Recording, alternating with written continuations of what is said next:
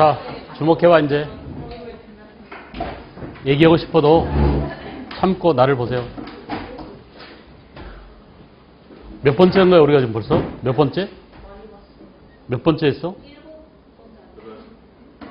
오늘이 7번째죠? 아니다. 8번째. 수 근만 하면 10번이에요. 까마득한 것 같은데 금방 다 끝났지? 되게 여러분들 열심히 한 것 같아, 보니까. 내가 기대했던 것 이상으로 잘해주고 잘 따라오고, 물론 중간에 도태되고 주저앉아버린 친구들이 있지만, 안타까워요. 근데 여러분들은 마지막까지 잘 따라와주고, 남은 이제 2번이, 오늘 빼고 2번이 남았는데, 오늘까지 해서 현대사까지를 마무리 지을 거예요. 알겠죠? 현대사 문제도 더러 시험에 출제되니까, 주로 시험에 출제된 것들 위주로 하고, 그 다음에 다음 2번은 시험에 잘 나오는 것들 위주로 해서 선생님이 문제도 골라주고, 그 다음에 쟁점들, 여러 가지 앞에 우리가 마구 빨리 뛰어넘었죠? 고대, 중세, 근세 이런 내용을 정치 위주로 했지, 경제, 사회 이런 것들은 별로 안 했단 말이에요. 문화재 이런 것들은. 그래서 그런 것들 위주로 해서 나머지 2시간 하겠어요. 선생님이 하지 못하는 부분들은 또 백선 선생님 강의를 여러분들이 쭉 들으면 다 채워질 거야. 알겠어요? 그래서 문제 푸는 연습도 하고 해가지고 요번 주 금요일까지 완벽하게 공부를 하세요. 알겠어요? 그래서 요번 주에 좀 빡세게 해가지고 반드시 토요일 날 시험에 빠지지 않고 좀 더 합격할 수 있도록 합니다. 알겠죠? 자, 62쪽으로 넘어왔어요. 62쪽. 책을 좀 보세요. 제목이 광복과 대한민국의 수립이에요. 광복과 대한민국 수립. 우리가 지금 살고 있는 나라가 대한민국이죠. 그래 안 그래? 1945년 언제 해방이 됐어요? 8월 15일 날 광복이 됐어요. 그래서 8월 15일 이후 오늘날 역사까지를 지금부터 들어가도록 합니다. 알겠죠? 우선 지난번에 했던 것처럼 큰 그림, 큰 흐름 위주로 잡을 테니까 여러분들도 당분간 책을 보지 말고 필기 위주로 좀 한번 따라와 보세요. 필기 위주로. 알겠죠? 종이 뒷면을 활용해서든지 필기를 좀 해서 현대사가 어떻게 흘러가는지 한번 보세요.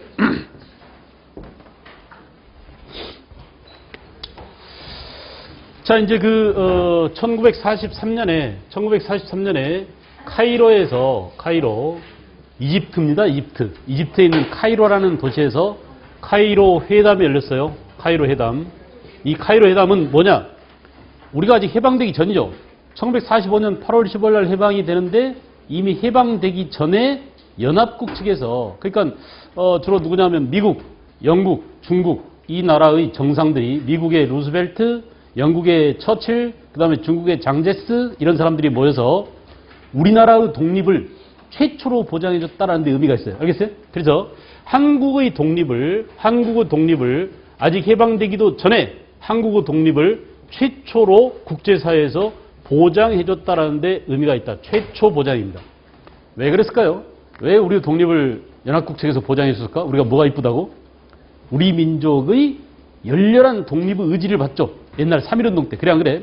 1919년 우리는 3월 1일 날 그 당시 열강들이 우리를 도와줘서 민족 자결의 원칙에 따라서 우리를 독립시켜주진 않았지만은, 야, 저 조선족들이 얼마나 해방을 바라는지, 독립을 바라는지, 우리 민족의 독립에 대한 염원을 봤어요. 그리고 우리 민족한테 영향을 받아가지고 인도라든지 또는 중국의 오사운동이라든지 이집트의 운동이라든지 필리핀의 독립운동이라든지 이렇게 다른 약소민족한테 영향을 줄 만큼 우리 한국의 독립운동이 열렬했기 때문에 저것들 독립 안 시켜주면 큰일 낼 놈들이야 라고 이렇게 연합국이 머릿속에 각인이 된 겁니다. 알겠어요? 그래서 우리의 그런 역량 때문이기도 하다. 독립을 처음 보장해 준 게. 또 하나는 뭐냐? 또 하나는 지금 이제 우리가 지난번에 무장 독립 전쟁들을 봤잖아. 그래 안 그래? 예, 식민지가 된 이후 10년대부터 국내와 국외에서 처절한 우리 민족의 독립에 대한 항쟁이 있었습니다. 일본군들을 직접 상대해서 봉오동 전투, 청산리 대첩, 그죠? 이런 과정을 거치면서 일본 놈들과 싸웠었고, 특히 이제 1940년 충칭에서 김구가 만든 독립군이 뭐라고 그랬어요? 한국 광복군이었죠. 이 한국 광복군은 미국과 손잡고 또는 영국 군대와 손잡고 나중에 이제 연합군과 함께 일본을 상대로 전쟁을 벌인단 말이야. 이런 우리 민족의 독립 의지가 열강들한테 반영돼서 최초로 카이로에서 이건 누구라고요? 미국, 영국, 중국의 순애들이, 미국의 루스벨트, 영국의 처칠, 그 다음에 중국의 장제스 이런 사람들이 국제사회에서 최초로 한국의 독립을 보장해줬다. 알겠죠? 그런 뒤에 1945년 2월 달에, 얄타에서 얄타 회담이 열렸습니다. 얄타 회담. 이 얄타 회담은 그동안 2차 대전 때 참전하지 않고 있던 소련이 참전하기로 약속이 됐었어요. 알겠어요? 그래서 소련의 2차 대전에 소련이 참전하기로 약속이 돼 있었다. 알겠죠? 참전 약속이 돼 있었고, 그 다음에 이제 1945년 8월 15일 직전에 45년 7월 달에, 1945년 7월 달에, 포츠담에서 포츠담 선언이 있었습니다. 이 포츠담 선언의 의미는 뭐냐면 처음 보장해준 이 내용을 다시 한번 확인해 준 거야. 재보장한 거야. 재보장. 알겠어요? 그래서 옛날 카이로에서 했던 한국에 대한 독립을 다시 한번 재보장하고, 이거 보세요. 한 달 뒤면 지금 일본이 항복해. 근데 아직까지 지금 항복하지 않은 놈들이 일본이야. 먼저 이탈리아 항복했고 독일도 항복했고 다 항복했는데 끝까지 버티고 있는 놈들이 일본이에요. 그 일본한테 야, 너네 이제 곧 있으면 너네들 숨 떨어져. 바로 항복해. 안 그러면 너네 뭘 투하하겠다고? 원자폭탄 투하할 거야. 이렇게 위협을 했었어요. 이게 바로 뭐라고? 포츠담 선언. 알겠죠? 그래서 일본에 뭘 요구했었다? 무조건 항복을 요구한. 알겠죠? 그 내용이 바로 포츠담 선언이었다. 다시 맨 먼저 뭐였어요?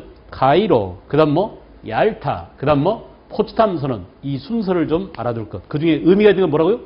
카이로 선언은 최초의 독립 보장이었다. 그 다음 얄타는 소련의 참전이 약속된 것이고, 그 다음에 포츠담 선언은 일본에 무조건 항복을 요구하고, 카이로에서 최초의 독립을 보장했었는데 그 보장을 다시 한번 재확인한 거다. 카이로 선언을 재확인한 거다. 이런 의미가 있습니다. 소련의 참전이 무슨 의미가 있냐면 결국 이 소련 놈들이 우리나라 반을 먹었잖아. 그래 안 그래? 만약에 연합국과 함께 소련이 참전의 약속이 안 돼 있다면 어쩌면 북한이 공산화되지 않았을 수도 있어요. 그죠? 우리 역사와 이렇게 직접 관련된 조항이기 때문에 우리가 알아둘 필요가 있다. 이게. 다시 한번 해보자 얘들아. 순서 뭐라고? 카이로, 그 다음 뭐? 얄타, 그 다음 뭐? 포츠담. 그 중에 최초 독립보장보다 카이로, 그죠? 최초의 독립보장을 다시 재확인한 건 뭐라고? 포츠담. 특히 이 두 가지를 잘 알아두실 거 됐죠? 그러다가 이제 결국은 뭡니까? 결국은 1945년 드디어 8월 6일 날 원자폭탄이 투하됩니다. 그리고 소련이 참전하게 되고 원자폭탄이 투하되게 됐어요. 먼저 원자폭탄은 히로시마에, 그죠? 일본 히로시마에, 그 다음에 역시 또 나가사키에, 우리가 나가사키 짬뽕으로 유명한 그 나가사키예요. 이렇게 해서 원폭 투하를 당하고, 이렇게 일본이 이제 원자폭탄을 2번씩이나 두들겨 맞고 결국은 항복을 다 하게 됐어요. 일본이 항복하게 되자 소련이 잽싸게 참전한 거야. 한반도로 넘어온 거예요. 근데 문제는 뭐냐? 소련은 파죽지처럼 밀고 내려왔어요. 그래서 어디까지 내려왔냐면 38선까지 밀고 내려옵니다. 알겠죠? 근데 미국은 아직 우리 한반도에 오지도 않았어요. 오키나와에 주둔하고 있어서 미군이. 그러니까 가만히 보니까 어때? 소련하고 약속을 얄타회담 때 그렇게 했단 말이야. 야, 너네들이 참전해가지고 한국에 있는 일본군을 소련이 몰아내는데 우리 미군하고 함께 몰아내는데 어디까지 내려와라는 그 협정이 안 맺어졌어. 그래서 급하게 부랴부랴 야, 너네 내려오지 말고 38도선에서 멈춰라고 38도선을 가른 거야. 알았어요? 근데 미국은 아직 9월 달이 돼야 우리나라에 들어옵니다. 그러니까 이제 결국 소련이 급하게 한국을 다 차지하게 생기자 미국이 부랴부랴 38도선을 책정하고 38도선 이남은 우리 미국이 점령할 테니까 38도선 이북만 소련이 점령해라. 이렇게 해서 38도선을 긋고 이렇게 그 일본에 항복을 받아냈어요. 결국 뭐냐? 1945년 8월 15일 날 일본이 결국은 무조건 항복을 하게 되었다. 여러분, 일본이 항복하는 그 방송의 천황이 항복을 하는 그 당시 히로히토 천황인가요? 이 천황이 항복을 하는 방송 원문이 지금도 있습니다. 근데 우리가 그 원문 내용을 보면은 그렇게 돼 있어요. 그렇게 돼 있어요. 내용을 잘 들어오면 짐이 우리 일본 인민들과 우리 일본 국민을 구하기 위해서 할 수 없이 연합국의 항복 요구를 연합국의 제의를 수락하노라 이런 식으로 항복한 거야. 알겠죠? 내용을 들어보면 항복은 항복인데 어떤 거예요? 짐은 너네들이 싸우는 걸 가만히 보고 있다 보니까 우리 군인들이 열심히 싸우긴 했는데 너네들처럼 싸우다가는 원자폭탄 두들겨 맞고 우리 국민 다 죽게 생겼어. 그래서 할 수 없이 짐이 야 군인들 너네 미국하고 싸우지 마. 내가 항복을 하라고 허락해 줄게. 너네들 항복해 라고 천황이 항복을 하는 방송을 하면서 지가 항복하는 게 아니라 항복을 허락해 주는 것처럼 누구한테? 그 당시 군부한테. 알았어요? 자기는 입장이 쪽 빠져버린 거야. 그러니까 전쟁을 주도하고 전쟁을 밀어주고 일본이 2차 대전에 참전하고 한 그 원흉이 바로 누구야? 천황이죠. 내 말 잘 들어보세요. 천황이 아니야. 일본 천황이 책임자예요. 근데 그 일본 천황이 자기는 한 발 쏙 빠져가지고 야 우리 일본 국민을 살리기 위해서는 짐이 너네들이 항복하도록 허락하노라라고 자기는 전쟁 당사자가 아닌 것처럼 알겠어요? 유체이탈한 거야. 무슨 말인지 알겠죠? 이렇게 해서 한 발 쏙 뺀 거야. 그래서 지금까지 독일도 이탈리아도 전쟁의 원흉들, 전범들을 전부 다 전범 재판해가지고 숙청했는데 일본만 전쟁의 원흉이 살아있다니까 지금 천황의 그 후손이 살아서 일본 천황제가 계속 유지되고 있잖아요.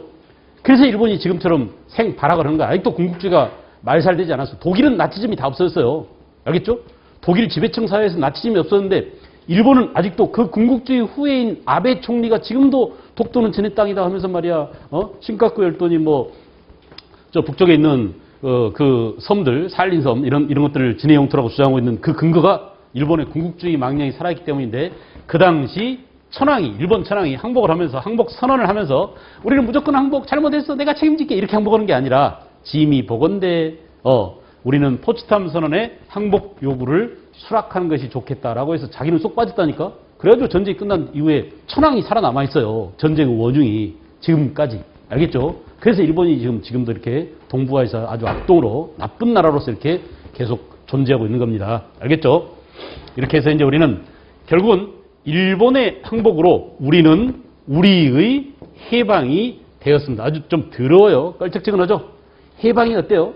해방이 정말 우리 김구 선생이 끌고 있던 한국 강복군이 그 군대를 끌고 들어와가지고 우리 손으로 태극기를 세우고 우리 손으로 일본군들을 몰아내야 되는데 38도선 이북에는 누가 왔다고? 소련군이 와서 일본군들을 몰아내고 38도선 이남에는 누가 왔어요? 미군이 와서 일본군들을 몰아내고 우리는 우리 손으로 해방을 맞이하지 못하고 연합국 승리의 산물로 해방을 어떻게 된 거야? 얻은 셈이야. 그래 안 그래? 그래서 우리의 해방은 우리가 뭐니 해도 우리의 가열찬 독립운동에 또 우리 민족 희생의 항쟁의 대가로서 우리가 쟁취했다라는 점도 물론 있어요. 그래 안 그래? 우리가 독립운동사를 지난 시간까지 열렬히 봤지만은 그 독립운동사를 열심히 보니까 결국 뭐냐? 우리 독립운동의 결과 그 독립운동의 쟁취물로서 해방이 쟁취되었다라고 볼 수 있지만 그러나 미안하지만 현실은 그게 아니야. 현실은 뭐라고? 연합국이 2차 대전에서 그죠? 2차 대전에서 승리한 연합국의 선물로서 승리의 산물로서 우리한테 해방이 주어진 것이야. 쟁취한 것이 아니라 얻었어요. 해방을. 그러다 보니까 우리 어때? 해방된 우리 조국에 해방된 이 공간에 대해서 우리 민족의 발언권이 셀까 약할까? 약할 수밖에 없었다 이거야. 그래 안 그래? 그것이 지금까지 이어져 옵니다. 지금까지. 그 뒤에 어때요? 그 뒤에 미군이 한반도에 주둔하고 있었죠. 잠깐 미군이 해방 이후에 3년 뒤에 미 군정을 끝내고 철수해버렸어요. 그 틈에 그냥 또 누가 쳐들어왔어?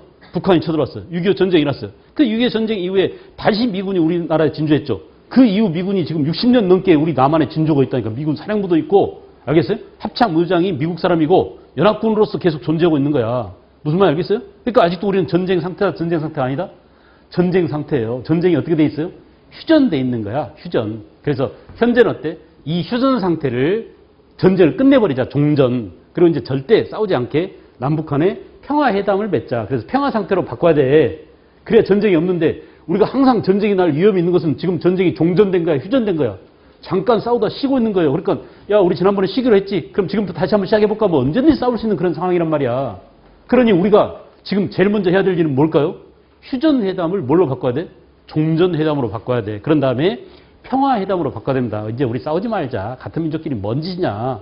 그래 안 그래? 그리고 이렇게 싸움을 하지 않으면서도 서로 꼬나보고 서로 적대감정을 가지고 서로 총칼로 위협하고 그러면서 남쪽에 있는 사람들은 독재정부야라고 정부를 규탄하고 북쪽에 있는 애들은 북한 주민들은 그 김일성, 김정일 또 김정은까지 이어져 내려오는 3대 부자 세습에 얼마나 많이 희생되고 있어요. 이게 바로 뭐 때문에? 이런 휴전 상태 때문에 그렇다 이거야. 그래 안 그래? 그래서 우리는 반드시 여러분 시대에 이런 긴장관계, 이런 휴전 상태, 이런 전쟁 상태를 종결지어야 됩니다. 끝장내야 됩니다. 그래야 여러분 후손들이 또 여러분의 미래가 밝을 수가 있어요. 알겠죠? 그래서 선생님이 지금 이렇게 수업하러 다니는 거야. 알았어? 여러분들에게 그런 의식을 심어주고 그런 생각을 갖게 해주고 너무나 한심해 애들한테 통일이 돼야 됩니까? 통일을 해야 됩니까? 라고 하면 통일을 필요가 없어요. 통일에는 너무나 돈이 많이 들어가요. 북한 주민은 우리가 다 먹여 살려야 되잖아요.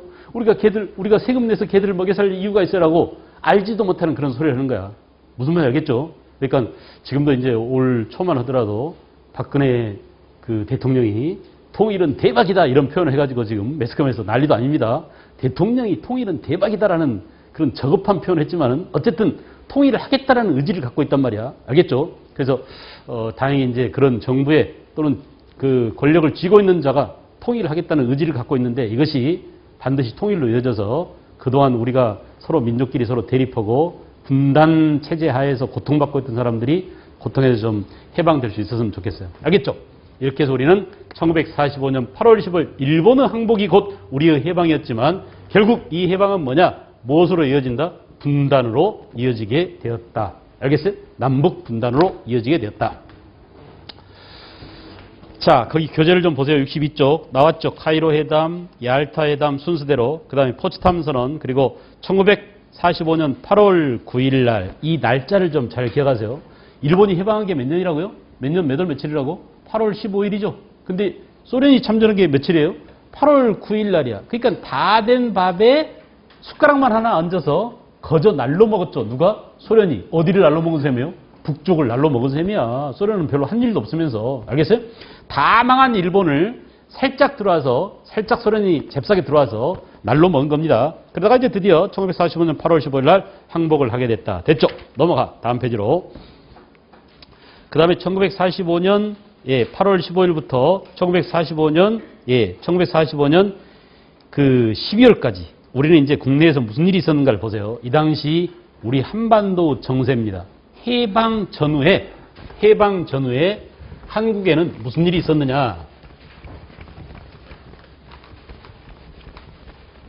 우리가 이제 앞으로 오늘날 지금 현재까지 우리가 극렬한 이념 대립을 겪고 있습니다. 이념 대립을. 그래서 여러분들이 이제 맨날 접하게 될 그 이념에 대해서 선생님이 좀 정리를 해줄 테니까 우리가 괜히 이것 때문에 지금 서로 같은 동족끼리 남북으로 갈라져 싸우고 있고 또 같은 남한 안에서도 한편은 좌빨이라고 알겠어요? 좌빨이라고 주로 통일 지향 세력을 종북이니 좌빨이니 이렇게 왼쪽에 있는 사람들을 공격하고 또 그 반대편은 뭐라고 그래? 오른쪽에 있는 사람을 뭐라고 불러요? 보수, 수구, 꼴통, 꼴보 막 이러면서 서로 격렬히 싸우고 있습니다. 근데 원래 이렇게 이념이라고 하는 것은 한자로 쓸 때는 이념을 이렇게 씁니다.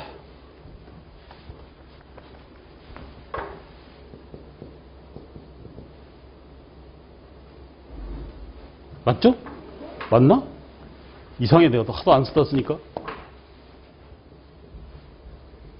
이념을 이데올로기라고 하죠.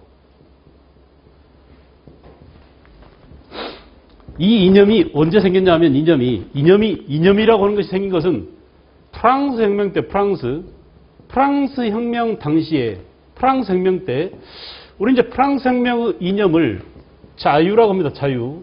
또 뭐가 있죠? 프랑스 혁명의 3대 이념이 자유 말고 또 뭐가 있지? 평등이 있어. 평등. 그리고 파괴가 있어. 파괴. 세 가지가 프랑스 혁명 이념이야. 프랑스 혁명 국기 색깔이 뭐예요? 빨간색, 파란색, 하얀색이죠. 이 세 가지 색깔이 자유, 평등, 파괴를 상징한데 오늘날 이발소에 가면 그런 표시가 돌아가고 있죠. 우리 한국에서도. 이런 얘기도 그냥 그래. 근데 그것은 프랑스의 국기나 러시아의 국기도 비슷해요. 순서만 달라. 색깔의 순서만. 알았어요? 근데 이 이념, 자유, 평등, 파괴 이 이념은 프랑스 혁명 당시에 무슨 일이 있었냐면 당시 프랑스 왕을 죽이자. 그리고 루이 14세를 청하고 새로운 공화정을 세우자라고 한 사람들은 주로 프랑스 혁명 당시에 국민공회라는 의회가 있었는데 우리처럼 국회처럼 의회가 있었단 말이야. 그 국민공회 의회의 왼쪽에 앉아 있어서 이 왼쪽에 앉아 있는 사람을 뭐라고 하느냐? 자코뱅이라고 불렀어. 자코뱅. 해봐 말로 뭐라고? 자코뱅. 알겠어요? 이 자코뱅들이 주로 뭐냐? 주로 이 사람들은 좌익이라고 그래. 좌익. 이거 봐. 마치 부채살처럼 의원 의석이 분포가 돼 있죠. 그래 안 그래? 부채처럼 생겼잖아. 그 부채의 왼쪽 날개라고, 이게 익자가 날개 익자거든. 왼쪽 날개로서 좌익이라고 그러고, 이 좌익은 뭐냐면 이 중에 자유평등 박애 가운데 평등을 지향하는 사람들이야. 평등 지향적인 사람을 좌익이라고 그래요. 알겠어요? 그 다음에 이쪽 오른쪽에 앉아있는 사람들을 지롱드라고, 지롱드당. 그래서 이 지롱드들은 주로 뭐냐? 우익이요, 우익. 알겠죠? 우익. 그래서 우익은 평등 말고 뭘 지향해? 평등 말고 뭘 지향해? 자유. 그래서 자유 뒤에 이게 숨어 있어. 경쟁. 자유 경쟁을 강조해서 자유 경쟁을 강조하는 사람들은 주로 우익. 그 다음에 평등을 지향하는 사람들은 좌익. 이렇게 좌우라는 이념이 생겨난 게 프랑스 혁명 때였다. 그리고 나머지는 뭐예요? 우리 프랑스 혁명 때 생겨난 이 이념을 온 인류한테 고르게, 모든 세상 사람들한테 고르게 확산시키자. 알겠어요? 형제애를 가지고, 이 박애는 사실은 뭐냐? 형제입니다. 형제. 동포의 형제. 그래서 이 형제의 정신으로 이런 이념을, 프랑스 혁명 때 생겨난 그런 산물을 전 세계 사람들한테 고르게 확산시키자. 이런 의미가 바로 자유평등 박애인데, 이렇게 이념이라고 하는 것들은 이렇게 혁명 당시에 생겨난 혁명 산물로서 이념이 생겨났었어요. 알겠죠? 그래서 이 이념이 이거 보세요. 이것이 사회 체제에서는 뭐냐? 사회 체제에서는 그 이후에 좌익은 주로 사회주의 체제로 시스템으로 발전하게 되고, 우익은 주로 뭐냐?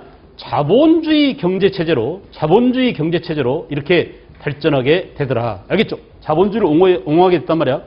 다시 말하면 칼 마르크스하고 엥겔스가 이와 같은 좌익적 평등의 바탕을 둔 이 생각을 가지고 사회주의 체제로 발전했는데, 그죠?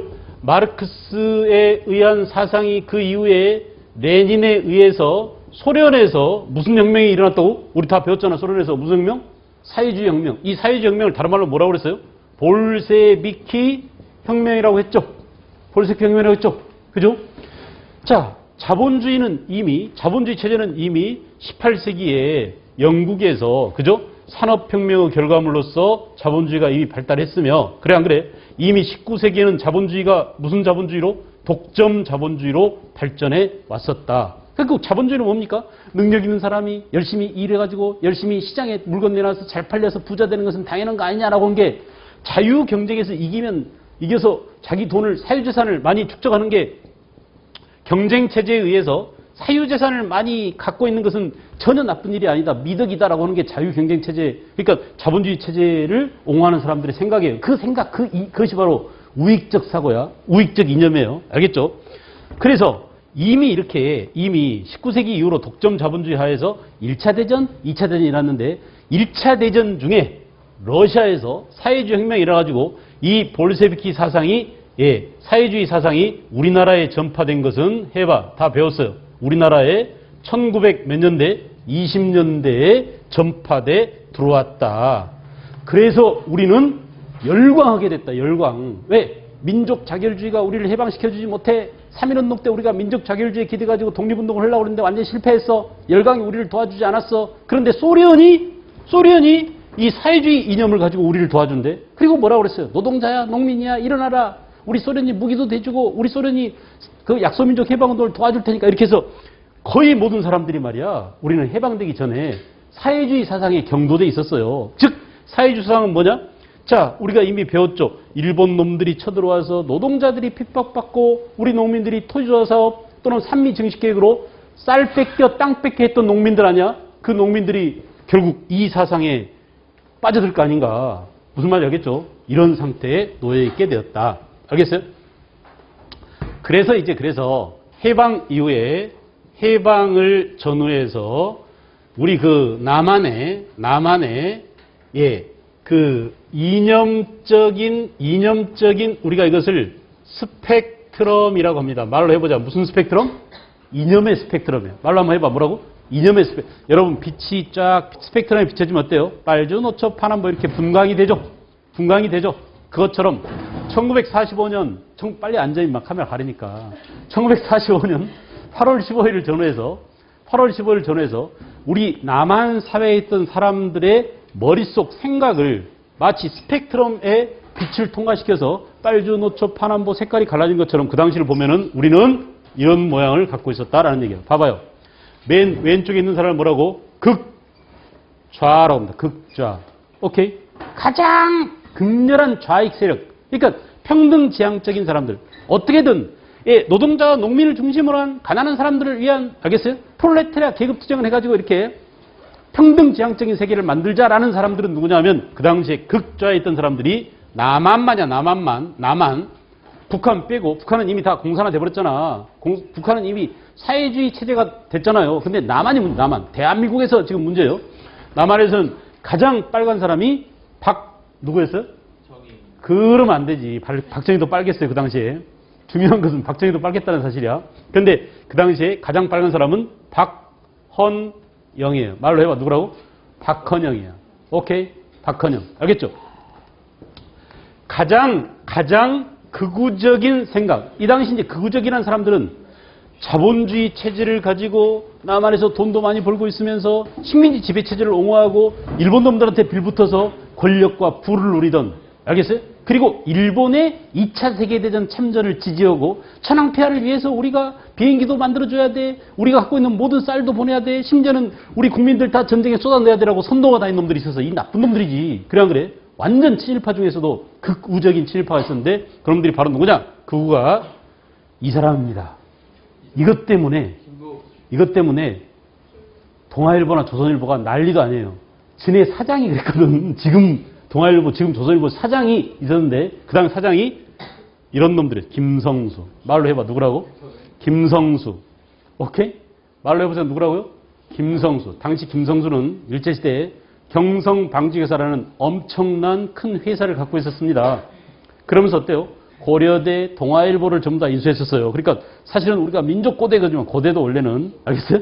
그런 사람들이 세워놓은 그 사립학교였다는 걸 알아야 돼. 김성수. 그 다음에 이제 이 사람 친구가 역시 송진우라는 사람이 있었어요. 완전 친일파들이야. 알겠죠? 완전 친일파들이에요. 그래서 이 사람들이 바로 극우적인 사람들이고 또 극우적인 사람이 누구냐? 여기에 극우적인 사람이 이승만이었다. 이승만. 알겠어요? 그래서 독립운동을 했지만 이승만은 누구한테 기대고 있었어요? 원래 외교론에 기대고 있었죠. 그래서 미국한테 기대고 있었죠. 친미적인 이런 그 극우 사상가들이 있었고. 자, 그 다음에 이제 이쪽으로 오면은 중도 좌파는 좌파인데 이렇게 극단적인 좌파가 아니라 중도 좌파가 있었습니다. 이 중도 좌파 가운데 대표적인 사람이 바로 우리가 이름을 이제 듣게 되는 여운형이라는 사람이에요. 알겠죠? 여운형. 예, 또 뭐 여운형 이외에도, 예, 그 다음에 이제 중도 우파가 있는데, 중도 우파에는 이 사람이 자꾸 나와요. 김규식이야. 김규식. 알겠어요? 김규식이 중도 우파쯤 되는 사람이에요. 알겠죠? 김규식. 그 다음에 이제 이 사이에 있는 사람들이 누구냐면, 김구입니다. 김구. 알겠어요? 김구도 우파야. 김구도 우파. 그래서 이렇게 박헌영, 여운형, 김규식, 김구 이렇게 이념의 스펙트럼을 보자면 가장 오른쪽에 김성수, 송진우, 이승만 이런 사람들이 얘네들은 주로 우리가 실제로 친일파 명단에 이름을 올리고 있는 사람들입니다. 친일적인 친일파들이고 여기는 뭐냐? 친미. 알겠죠? 친미, 친일적 이런 사람들이 극우적인 정권을 세우고 있다. 주로 독립운동을 열렬히 했던 사람들은 이 세력들이 많아요. 실제로 우리가 독립운동사를 보면은 이쪽 사람들이 진짜 열심히 싸웠습니다. 왜냐? 좌익들은 주로 뭐예요? 프롤레타리아 농민과 노동자의 기반을 두고 프롤레타리아 계급투쟁과 함께 일본들 몰아내는 해방투쟁을 병행하자라고 했던 사람들 아닌가? 내 말 이해하겠어요? 그래 안 그래? 그래서 이 사람들이 열렬히 싸웠습니다. 그리고 이 중도 우파였던 김구 같은 경우도 어때요? 독립운동에 많이 헌신했어요. 그죠? 그래서 외교론에 기대거나 아예 친일에 기대서 일본 놈들한테 기댄 이 사람들보다는 주로 이 사람들이 독립운동을 했었는데 막상 해방을 이루는 그 해방 공간에 들어온 사람들은 어때요? 들어온 사람들은 북한은 누가 들어오고 북한에는 소련군이 들어와서 완전히 북한은 뭐가 됐어? 사회주의 체제가 되고 그죠? 북한은 이제 완전히 사회주의 체제가 되고 이 소련군의 그 일원으로서 당시 소련군 불군 여단 88여단인가 거기 장교로 들어온 사람이 바로 누구야? 김일성입니다. 김일성. 우리가 동북항일연구원에서 배웠죠? 그 김일성이 소련 영내로 해산 사건 이후로 소련으로 도망가 버렸다고 그랬죠? 소련 가서 소련군이 돼가지고 아예 김일성이 들어왔었어요. 이 김일성 일파가 옛날 뭐라고요? 갑산파였다. 그래 안 그래? 갑산파. 무슨 사건을 일으켰던 갑산파라고? 에? 어디를 쳐들었다고 그랬죠? 모든 독립운동들이 씨가 말랐을 때 만주에서 우리 그 함경북도 갑산 보천보를 습격했던 무슨 사건? 보천보 사건. 알겠어요? 그 갑산파들이 소련 갔다가 돌아와가지고 북한을 세우는 주도 세력이 얘네들입니다. 갑산파. 알겠죠? 그 다음에 이제 그 마오쩌둥과 함께 일본을 상대로 싸우고 나중에 1949년에 장제스를 대만으로 몰아냈던 누가 있다고 그랬어요? 애남파가 있다고 그랬어요. 애남파. 그래 안 그래? 그리고 김일성을 따라갔지만 원래부터 김일성 이전에 소련에서 소련의 좌익으로 사회주의로 하려고 했던 소련파가 있었던 소련파. 이런 사람들이 결국은 북한을 사회주의 체제 북한을 건국했던 북한 건국 세력들이야. 알았어요? 근데 문제는 뭐냐? 문제는 봐봐 얘들아. 지금 우리의 비극이, 우리 남한의 비극이 여기 있어요. 보세요. 자, 지금 우리가 남한에 사람들의 머릿속 생각을 지금 보고 있는데 그 남한에 있던 사람 가운데 극좌, 박헌영, 여운형, 김규식, 김구 이런 사람들이 있는데 남한이라는 나라는 결국 뭐가 됐습니까? 대한민국이 됐는데 이 대한민국의 건국 세력은 누구냐면 요 사람들이 건국이 된 거야. 그래 안 그래? 이들이 나라를 세우고 결국 뭐예요? 남한에 있던 박헌영은 어디로 갔어요? 북한으로 갔어요. 그래서 이들은 뭐야? 북한에 가서 남노당을 세웠던 사람들이죠. 남한에서 남한노동당을 세웠던 사람들이죠. 이들이 북한으로 건너가서 전부 다 숙청당해요. 박헌영은 6.25 이후에 야 남한에서 너네들이 말이야 무장 봉기해가지고 6.25 일으키면 너네들이 이긴다고 그랬는데 새끼들아 우리 속았어 해가지고 이 박헌영한테 그 죄를 물어 숙청당해요. 소련파 연합파도 전부 다 숙청당하고 결국 지금은 누구만 살아남았냐? 갑산파 중에서도 강경파만 살아남았어요. 이들이 지금 김정은을 호위하고 있는 그 호위 무사들이 전부 다 여기 늙은 사람들이 전부 다 지금 이 사람들이야. 알겠나요? 이게 북쪽 사정이라면 남쪽은 뭐냐? 이 박헌영은 북한으로 가버렸어. 6.25 전쟁 이전에 가버렸고 여운형은 피살당했어요. 김구도 피살당했어요. 알겠어요? 그래서 남한은 왼쪽에 섰던 사람들은 모조리 북한으로 넘어가 버리거나 결국은 피살당하거나 해가지고 거기 남아있던 이 국민들은 한 수 없이 센 놈한테 붙었어. 그러니 얘들아 이게 바로 국민이고 이게 바로 지배층인데 이 국민과 지배층 사이에 생각이 같냐 다르냐? 달라요. 그래 안 그래? 그래요. 그래서 이것이 계속 이렇게 이어왔단 말이에요. 그래서 봐보자. 얘들아 봐봐. 맨 초대 대통령 누구였어요? 이승만이었어. 봐봐. 이승만. 좀 이따 할 거야 이거. 이승만 다음 대통령 누구였어요? 이승만 다음에 누구였어? 이승만을 쫓아낸 게 무슨 혁명이었어요?